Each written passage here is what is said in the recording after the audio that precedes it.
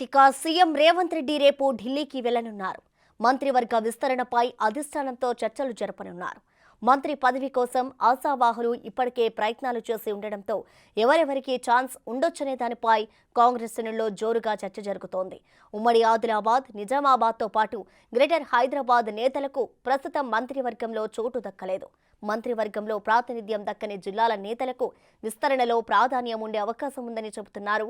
అటు నామినేటెడ్ పదవుల భర్తీపైన కూడా సీఎం రేవంత్ రెడ్డి ఫోకస్ పెట్టారు. పదవుల భర్తీతో లోక్సభ ఎన్నికల నాటికి పార్టీలో మరింత జోష్ వస్తుందని ఆయన భావిస్తున్నారు.